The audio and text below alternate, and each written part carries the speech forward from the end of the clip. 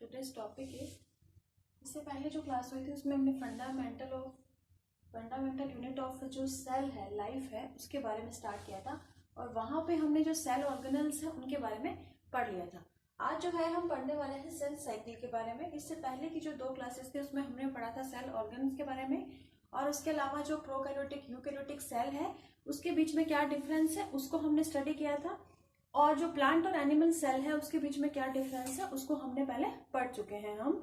और अगर आपने इससे पहले वाली क्लास नहीं देखी है तो प्लीज उसे देख लीजिए ताकि आपको आगे की जो कहानी है वो भी समझ में आ जाए। तो आज हम पढ़ने वाले हैं सेल साइकिल। ये चैप्टर जो है ये एक्चुअल में 9th क्लास का चैप्टर है 5, ठीक है, फंडामेंटल ऑफ यूनिट।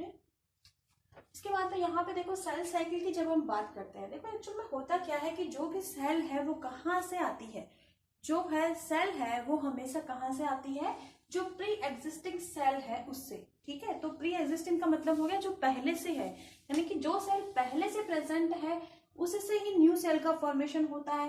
तो कैसे होता है, सेल जो होती है उसमें सेल डिवीजन होता है, उसके थ्रू नई सेल का फॉर्मेशन होता है, ठीक है। तो जिस तरीके से हमारी लाइफ का एक लाइफ साइकिल होता है वैसे ही जो सेल होती है उसका भी अपना एक लाइफ साइकिल होता है, तो हम उसको बोलते हैं सेल साइकिल। तो एक्चुअल में सेल साइकिल मीन्स क्या होता है, different stages of cell right from its formation to its division, यानी कि जहां पे जब उसका फॉर्मेशन हुआ है वहां से लेकर के उसका जब डिवीजन होता है वहां तक के जो डिफरेंट स्टेजेस है उसको हम क्या बोलते हैं, सेल साइकिल, ठीक है। तो सेल साइकिल जो है उसका सेंस ये होता है। तो देखो जब हम सेल साइकिल की बात करते हैं तो सेल साइकिल को हम बेसिकली 2 पार्ट में डिवाइड कर सकते हैं। यहाँ पर देखो 2 फेजेस हैं, एक तो है इंटरफेज, ठीक है, और दूसरा है माइटोटिक फेज या डिवीजन फेज। इंटरफेज जो होता है वो एक्चुअल में ऐसा फेज है जिसमें सेल अपने आप को प्रिपेयर करती है डिवीजन के लिए, यानी कि जो भी डिवीजन के लिए जो भी रिक्वायरमेंट है वो सारे मटेरियल वहां पे सिंथेसिस होते हैं, उनका फॉर्मेशन होता है वहां पे, ठीक है। तो ये क्या है, प्रिपरेशन की स्टेज है इंटरफेज, ठीक है। और डिवीजन फेज जो है उस ड्यूरेशन में क्या होता है, सेल के अंदर डिवीजन होता है, ठीक है। तो इसलिए इसको माइटोटिक फेज या फिर एम फेज बोलते हैं या फिर डिवीजन फेज भी इसको बोलते हैं। अब देखो होता क्या है, जैसे देखो स्टूडेंट्स क्या होता है कि आप तो साल भर एग्जाम की प्रिपरेशन करते हैं और एग्जाम आपका एक दिन होता है ना। तो वैसे ही क्या होता है, डिवीजन तो उसका टाइम तो होता है कम, डिवीजन में कम टाइम लगता है, यानी कि एग्जाम में कम टाइम लगता है ना, जबकि आपको प्रिपरेशन में ज्यादा टाइम चाहिए होता है ना।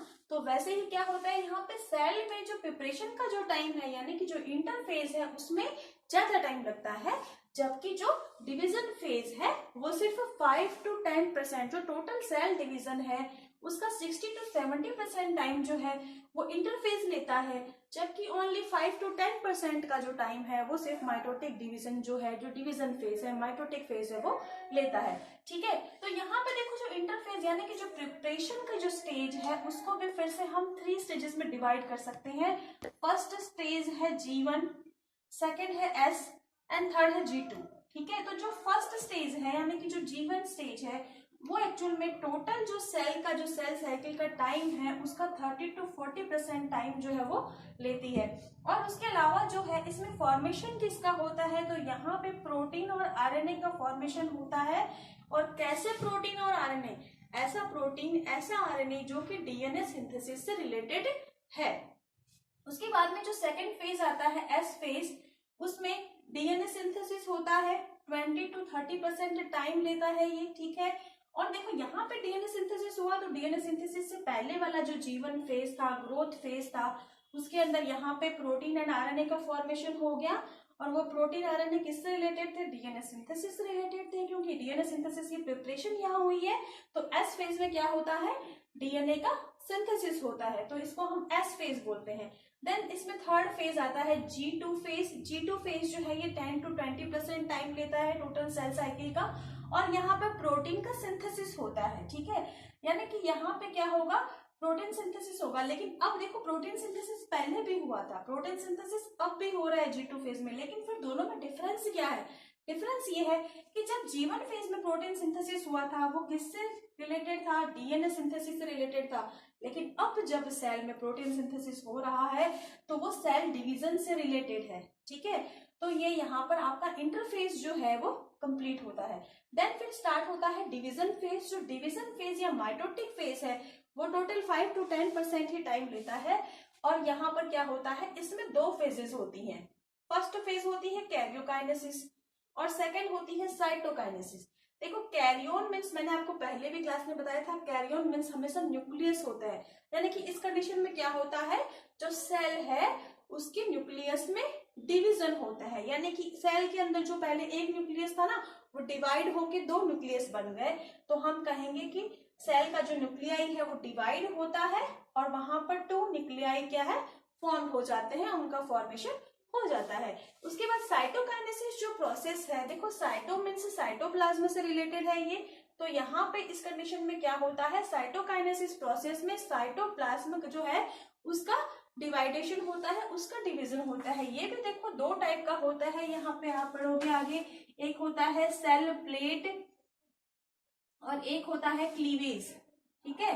तो सेल प्लेट जो है, अब ये देखो दोनों नहीं होते हैं। जो एक सेल होती है, अगर वो प्लांट सेल है तो उसके अंदर सेल प्लेट मेथड से होता है, और इफ अगर वो एनिमल सेल है तो उसमें क्लीवेज मेथड से ये जो है फॉर्मेशन, साइटोप्लाज्म का डिवाइडेशन जो है ये होता है। तो देखो हम एक तरह से ये कह सकते हैं कि जो हमारा टोटल सेल साइकिल है वो कुछ इस तरह से होता है। यानी कि सेल साइकिल का जो मैक्सिमम टाइम है वो इंटरफेज लेता है, ठीक है। इंटरफेज को हम फिर से फर्दर डिवाइड करते हैं G1 फेज में। G1 फेज 30 to 40% टाइम लेता है और उसमें प्रोटीन एंड आरएनए का फॉर्मेशन होता है। उसके बाद हम आते हैं S फेज में, ये 20 to 30% टाइम लेता है, यहाँ पर डीएनए सिंथेसिस होता है। उसके बाद G2 फेज में आते हैं। जो G2 फेज है ये 10 to 20% टाइम लेता है टोटल सेल डिवीजन का, सेल साइकिल का, और यहाँ पर प्रोटीन का सिंथेसिस होता है जो कि सेल डिवीजन से रिलेटेड है। जब ये सारी प्रिपरेशन हो जाती है, जब सेल अपने आप को प्रिपेयर कर लेती है इन सब चीजों के लिए, तो देन क्या आता है, डिवीजन फेज या माइटोटिक फेज आता है। और ये जो डिवीजन फेज है ये 5 to 10% टाइम ही लेता है। इसको हम एम फेज भी बोलते हैं, ठीक है। ये बिल्कुल वैसे ही है जैसे आपने साल भर एग्जाम की प्रिपरेशन की, देन एक दिन आपका एग्जाम हुआ, ठीक है। बिल्कुल ऐसे ही कंडीशन है यहाँ पे, तो इसको आप ऐसे समझ सकते हैं। अब मैं इसे मिटा देती हूँ, हम आगे बात करते हैं जो डिवीजन है वो किस टाइप का होता है, क्या क्या होता है। तो हमने सेल साइकिल की बात करी, हम सेल डिवीजन की बात करें। तो सेल डिवीजन जो होता है उसकी जब हम बात कर रहे हैं तो समझ सकते हैं कि सेल डिवीजन होता है। आप सभी को पता है कि जैसे मैंने बात की, new cells always arise from pre existing cell, ठीक है।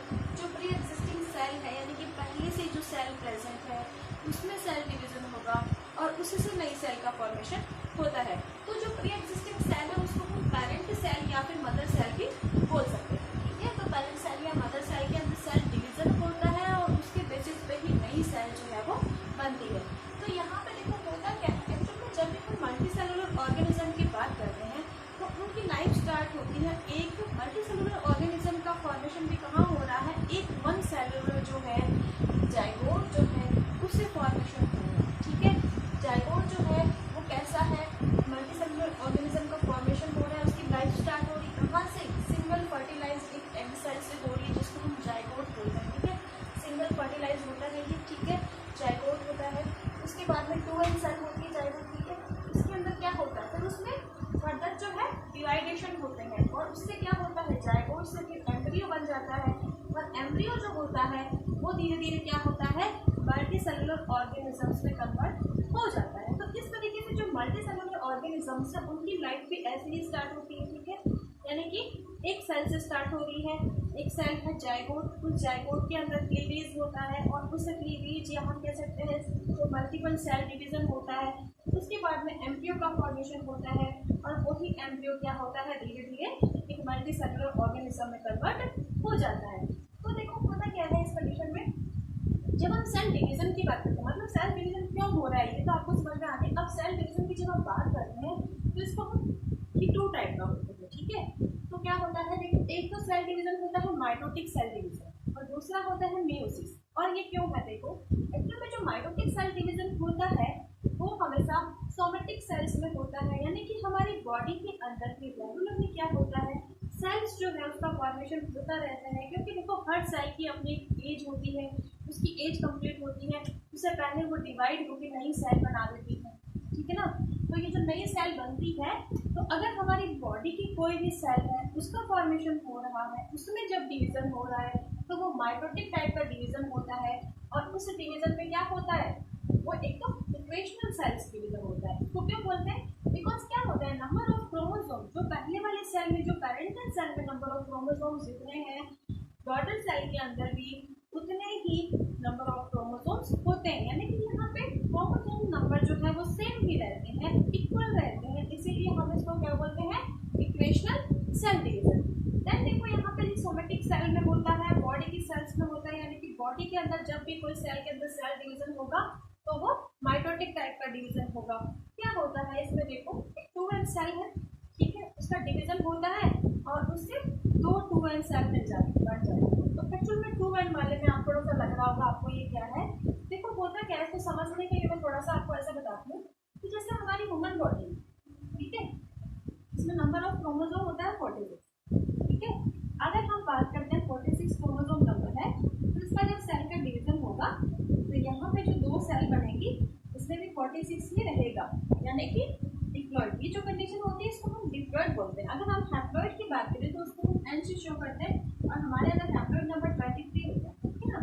तो यहाँ पे क्या हो रहा है, डिप्लॉइड एक सेल थी और उसके अंदर जब डिवीजन हुआ तो बनी जो सेल उसमें भी नंबर ऑफ क्रोमोसोम कितना है, जितना कि मदर सेल में है, यानी कि क्रोमोसोम नंबर यहाँ पे चेंज नहीं हो रहा है, सेम रह रहा है। तो ऐसी कंडीशन में जो डिवीजन होगा उसको हम बोलेंगे माइटोटिक सेल डिवीजन। तो माइटोटिक सेल डिवीजन है ये यहाँ पे इस तरह से होता है। और दूसरा टाइप का डिवीजन होता है मियोसिस। मियोसिस जो है वो हमेशा जनरेटिव सेल्स में होता है, यानी कि हमारे स्पर्म या जो ओवा का फॉर्मेशन हो रहा है तो वो क्या है, वो एक तरह की जेनेटिक सेल्स है। जो जेनेटिव सेल्स होते हैं, जनरेटिव सेल्स होते हैं, उनके अंदर इसका फॉर्मेशन होता है, ठीक है, स्पर्म का। और ये जो है कैसी प्रोसेस है, ये एक मियोसिस प्रोसेस के थ्रू, मियोसिस के थ्रू ये सेल डिवीजन होता है। इस प्रोसेस में क्या होता है, देखो यहाँ पर नंबर ऑफ क्रोमोसोम है जो हाफ रह जाते हैं। यानी कि क्या होगा, जैसे अगर हम ह्यूमन बीइंग की बात करें तो 46 क्रोमोसोम नंबर है, ठीक है। और ये जो स्टेप है मियोसिस, ये दो स्टेप में होता है, meiosis first and meiosis second. Meiosis first के ड्यूरेशन में क्या होता है, मियोसिस फर्स्ट के ड्यूरेशन में क्या होगा कि जो नंबर ऑफ क्रोमोसोम है वो हाफ हो जाएंगे और एक सेल से दो सेल का फॉर्मेशन होगा, यानी कि 23 क्रोमोसोम नंबर वाली दो सेल्स का फॉर्मेशन हो गया है। एंड देन क्या होता है, मियोसिस सेकंड होता है। मियोसिस सेकंड जो है वो बिल्कुल जो है माइटोटिक डिवीजन जैसा ही होता है, यानी कि यहाँ पे नंबर ऑफ क्रोमोसोम हाफ नहीं होंगे, जितने क्रोमोसोम नंबर है उतने ही रहेंगे, बस एक सेल से दो सेल का फॉर्मेशन हो जाएगा। तो फिर क्या हुआ, यहाँ पे एन सेल थी, ठीक है ना, हैप्लॉइड कंडीशन में थी सेल, यहाँ भी हैप्लॉइड ही रहेगा, यानी कि 23 क्रोमोसोम नंबर की टू सेल्स एक से मिल जाएगी। तो हमारे पास दो थे, तो टोटल हमारे पास कितने सेल का फॉर्मेशन हो गया, देखो एक सेल थी उससे यहाँ पे 4 सेल्स का फॉर्मेशन हो रहा है। यानी कि सेंस ये हो गया कि अगर एक जनरेटिव सेल्स है तो उससे 4 स्पर्म्स या ओवा का फॉर्मेशन यहाँ पे होता है, ठीक है। तो ऐसी कंडीशन होती है, ठीक है। अब ये अलग बात है, देखो मैंने यहाँ पे सिर्फ स्पर्म्स लिखा हुआ इसलिए नहीं लिखा क्योंकि अगर आप आगे कहीं पढ़ेंगे तो उसके अंदर गैमेटोजेनेसिस प्रोसेस के अंदर आप पढ़ेंगे कि ये जो ओवा का फॉर्मेशन होता है उसमें पोलर बॉडी बन जाती है और ओवा वन ही बनता है, ठीक है। लेकिन जब हम बात करते हैं इसकी मियोसिस की, तो यहाँ पे क्या हो रहा है, जो एक सेल है उससे 4 जो है हैप्लॉइड, यानी कि एक डिप्लॉइड सेल से 4 हैप्लॉइड सेल का फॉर्मेशन हो रहा है। जबकि माइटोटिक डिवीजन में क्या हो रहा था, एक डिप्लॉइड सेल से 2 डिप्लॉइड सेल का फॉर्मेशन हो रहा था। तो दोनों में ये डिफरेंस है, दोनों के अपने अपने जो है वो सिग्निफिकेंस है। तो इनको हम पढ़ते हैं आगे, पहले हम माइटोटिक डिवीजन को लेते हैं, देन बाद में हम मियोसिस को पढ़ेंगे। तो अभी मैं इसको मिटा देती हूँ, हम माइटोटिक डिवीजन को पढ़ते हैं। उसमें यहाँ पर देखो माइटोटिक डिवीजन की जब हम बात करते हैं तो यहाँ पे देखो माइटोसिस के अंदर ये जो स्टेज है ये 3 स्टेजेस में डिवाइडेड है, ठीक है ना। तो एक तो होता है इंटरफेज, एक होता है कैरियोकाइनेसिस, एक होता है साइटोकाइनेसिस। इंटरफेज जैसा कि हमने पहले पढ़ा क्या होता है, उसमें वही 3 फेजेस होती हैं, G1, S एंड G2, ठीक है। सेम वही फॉर्मेशन यहाँ पे आरएनए एंड प्रोटीन का सिंथेसिस होता है, एस फेज में डीएनए का सिंथेसिस होता है, G2 के अंदर फिर प्रोटीन का फॉर्मेशन होता है सेल डिवीजन से रिलेटेड। जब ये इंटरफेस हो जाती है उसके बाद कैरियोकाइनेसिस प्रोसेस स्टार्ट होती है। कैरियोकाइनेसिस का सेंस होता है यहाँ पर न्यूक्लियस का डिवाइडेशन होगा, 2 न्यूक्लियाई का फॉर्मेशन होगा। ये जो स्टेप है इसको हम 4 पार्ट के अंदर डिवाइड करते हैं, prophase, metaphase, anaphase and telophase, ठीक है। देन उसके बाद बात करते हैं साइटोकाइनेसिस की। तो साइटोकाइनेसिस जो प्रोसेस होती है उसमें साइटोप्लाज्म का डिवीजन होता है और ये प्लांट सेल में सेल प्लेट और एनिमल सेल में क्लीवेज मेथड से होता है। तो अब हम इनको जो है थोड़ा सा अच्छे से पढ़ते हैं। कैरियोकाइनेसिस की प्रोफेज, मेटाफेज, एनाफेज, टेलोफेज, इन 4 जो ये स्टेजेस है इसको हम पढ़ते हैं। अभी मैं इसको मिटा देती हूँ। तो हम लोग जो है सेल डिवीजन के बारे में पढ़ा था कि सेल डिवीजन जो है 2 टाइप का है, ठीक है। तो आज हम बात कर रहे हैं माइटोसिस की। तो माइटोसिस जो प्रोसेस है वो 3 जो है उसमें स्टेजेस होती हैं। फर्स्ट है इंटरफेस। इंटरफेस जो है वो जैसे हमने जो है नॉर्मल जो इंटरफेस की बात की थी उसके अंदर जैसे G1 फेज था, GS था, G2 था, सेम वैसे ही होता है, ठीक है। ये फेज सेम ही रहता है। ये एक्चुअल में प्रिपरेशन का फेज होता है और ये सेम रहता है। यहाँ पे G1 फेज के अंदर जो है आरएनए एंड प्रोटीन का फॉर्मेशन होता है, एस फेज के अंदर डीएनए का फॉर्मेशन होता है एंड G2 फेज के अंदर जो है फिर से प्रोटीन का फॉर्मेशन होता है। अब यहाँ पे जो प्रोटीन का फॉर्मेशन हो रहा है वो किससे रिलेटेड है, वो एस से रिलेटेड है, यानी कि डीएनए फॉर्मेशन से रिलेटेड प्रोटीन का फॉर्मेशन होता है। जबकि अगर हम यहाँ की बात कर रहे हैं तो यहाँ पे फॉर्मेशन जो होता है वो सेल डिवीजन से रिलेटेड प्रोटीन का फॉर्मेशन होता है। उसके बाद हम कैरियोकाइनेसिस की बात करते हैं। जो कैरियोकाइनेसिस प्रोसेस है वो 4 पार्ट के अंदर डिवाइड है, prophase, metaphase, anaphase and telophase, ठीक है। तो यहाँ पे जो 4 फेजेस है उनकी बात करेंगे।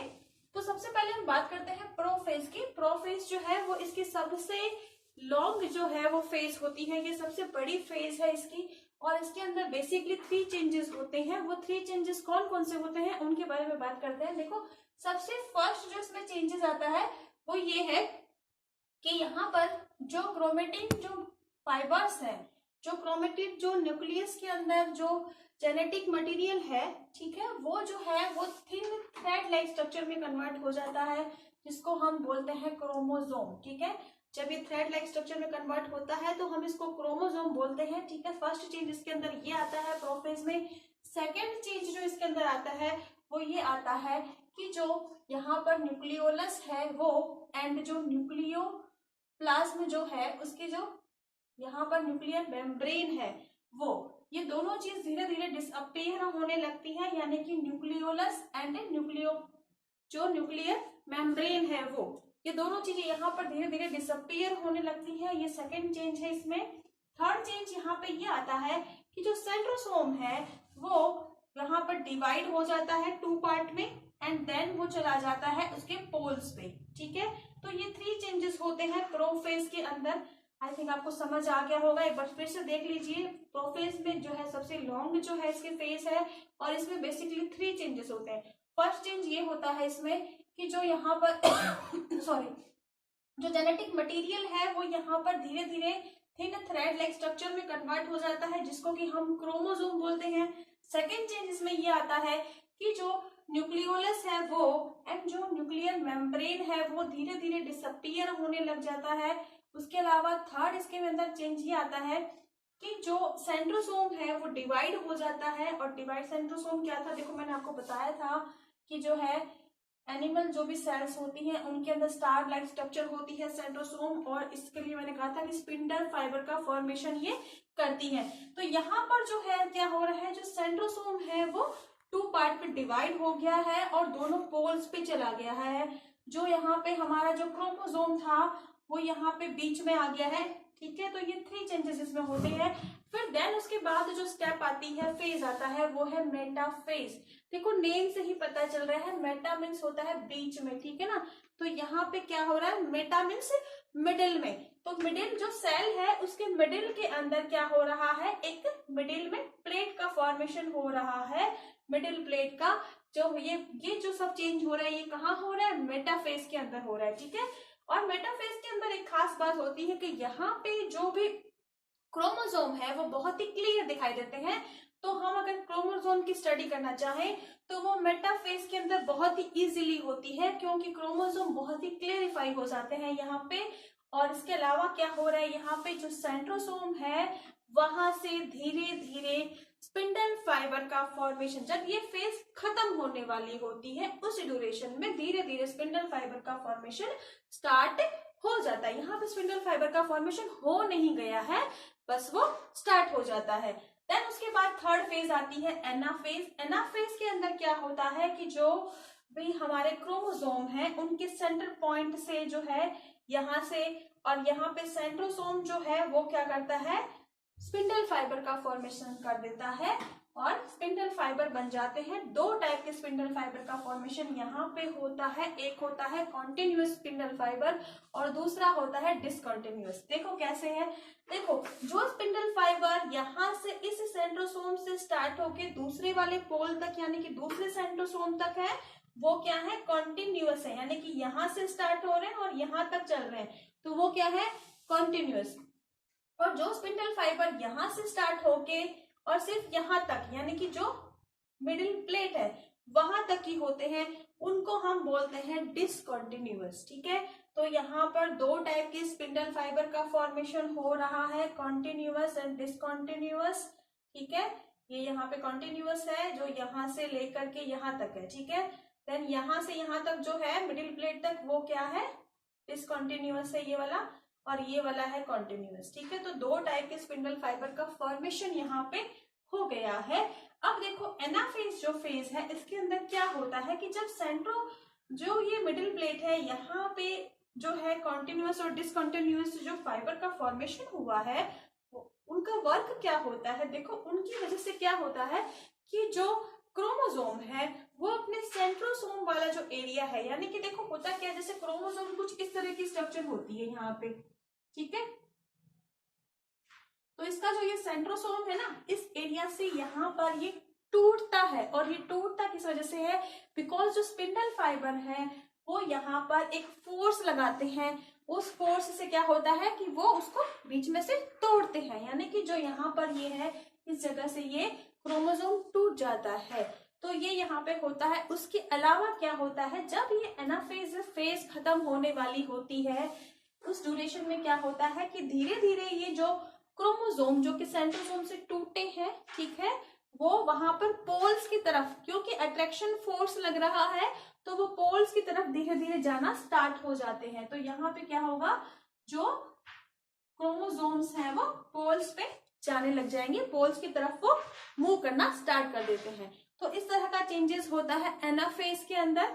देन उसके बाद लास्ट स्टेज आता है टेलोफेज। टेलोफेज जो है इंपॉर्टेंट है, देखो टेलोफेज जो है इसको हम रिवर्स प्रोफेज भी बोल दे सकते हैं।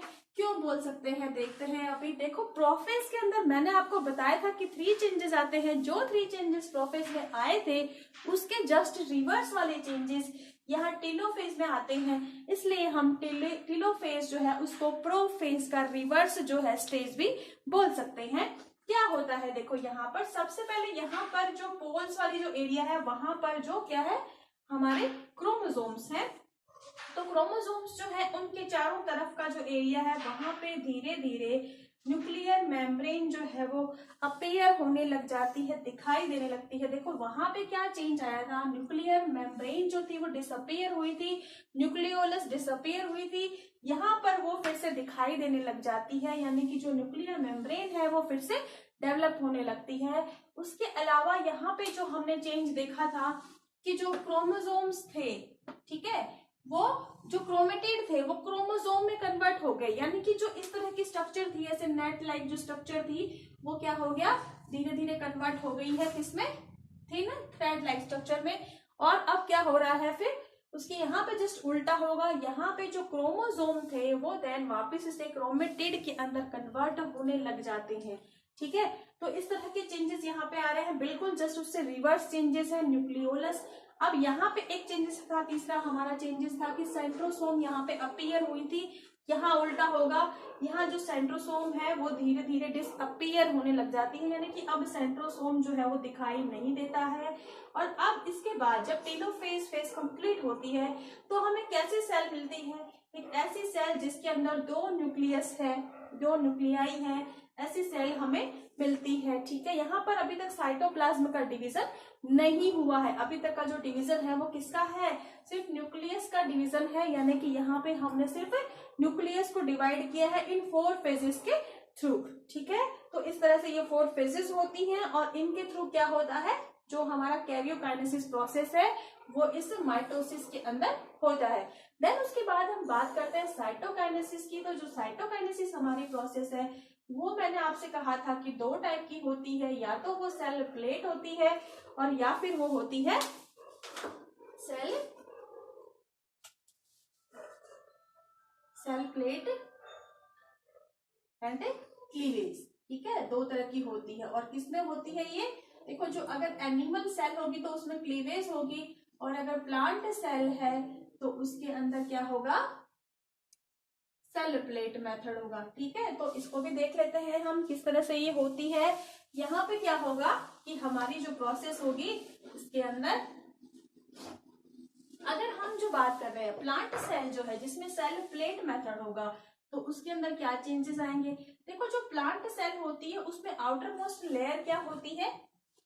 आउटर मोस्ट लेयर होती है उसमें सेल वॉल। ठीक है, तो यहाँ पे मैंने जैसे अभी अभी आपको बताया कि इस तरह की स्ट्रक्चर होती है। एक सेल के अंदर 2 न्यूक्लियस हैं, ऐसी कंडीशन यहाँ पे होती है। लेकिन साइटोप्लाज्म डिवाइड नहीं हुआ, यानी कि सेल का डिवीजन अभी कंप्लीट नहीं हुआ है।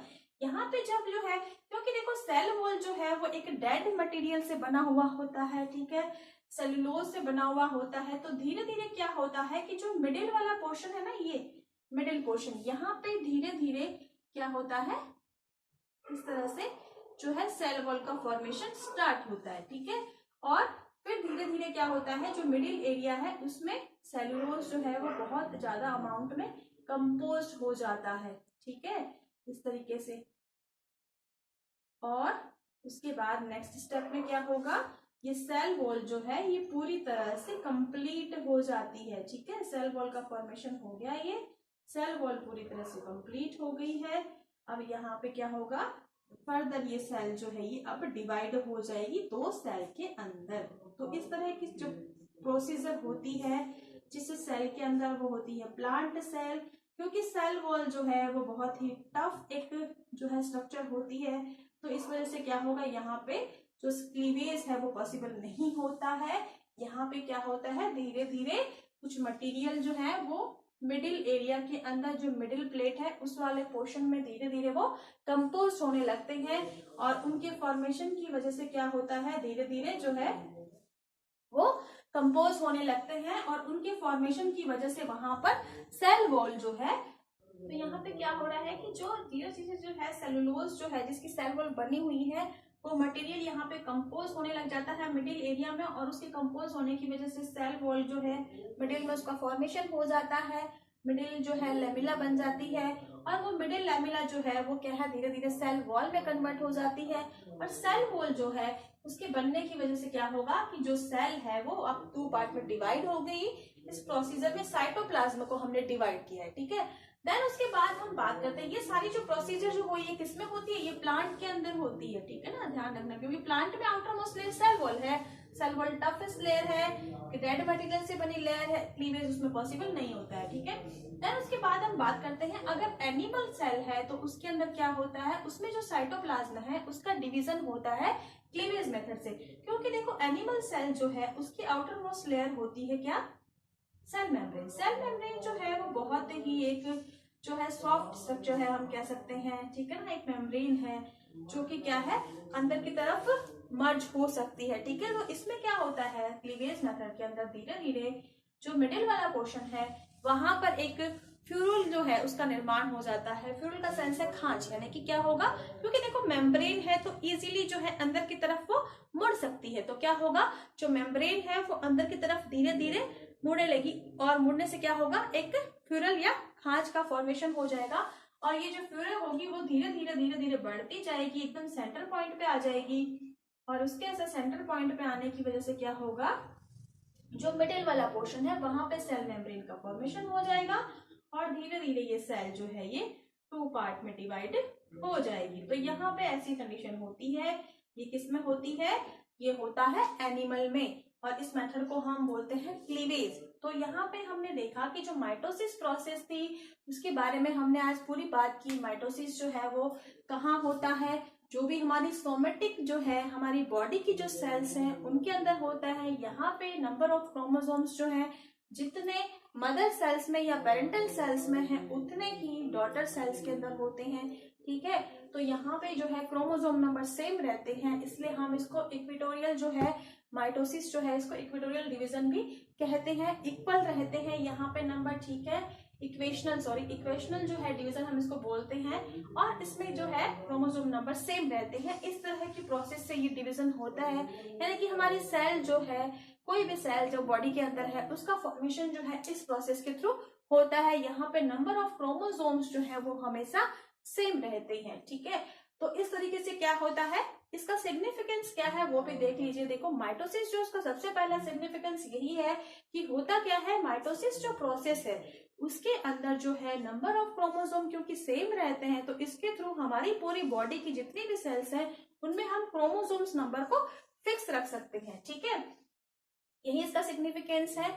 और इसके अलावा क्या होता है, जो माइटोसिस प्रोसेस है इसके थ्रू ही क्या होता है, जो हमारी बॉडी है उसकी सारी सेल्स के अंदर सेल डिवीजन प्रोसेस जो है वो कंप्लीट इसके अंदर होता है, ठीक है। और यहाँ पर जो है न्यूक्लियोप्लाज्म और जो साइटोप्लाज्म है, देखो होता क्या है कि जब भी किसी सेल का सेल डिवीजन होता है तो उसका जो न्यूक्लियोप्लाज्म का सेंस है कि यहाँ पर जो उसकी न्यूक्लियर मेम्ब्रेन है उसके अंदर जो न्यूक्लियस के अंदर जो फ्लूइड है वो, और साइटोप्लाज्म मीन्स है कि न्यूक्लियर मेम्ब्रेन से लेकर के जो बाहर की जो सेल मेम्ब्रेन है उसके बीच का जो फ्लूइड है, वो दोनों फ्लूइड जो होते हैं उनके बीच का जो कनेक्शन है वो वहां पे डिस्टर्ब होता है, यानी कि उनका जो सीक्वेंस है वो वहां पे डिस्टर्ब होता है, और उसकी वजह से ही क्या होता है, सेल डिवीजन होता है। तो जब ये सेल डिवीजन माइटोसिस होता है तो इसके थ्रू क्या होता है कि जो सेल है वो अपने न्यूक्लियोप्लाज्म और साइटोप्लाज्म दोनों के बीच में जो है एक जो है इक्विलिब्रियम जो है वो बनाने की कोशिश भी करती है। तो ये जो है माइटोसिस के सिग्निफिकेंस थे। इसकी जो नेक्स्ट क्लास होगी उसमें हम मेयोसिस के बारे में पढ़ेंगे। आज हम इतना ही पढ़ेंगे, ठीक है। Thank you student. आपको कैसी लगी क्लास जरूर बताएं, और क्लास को अगर अच्छी लगी तो लाइक करें, शेयर करें।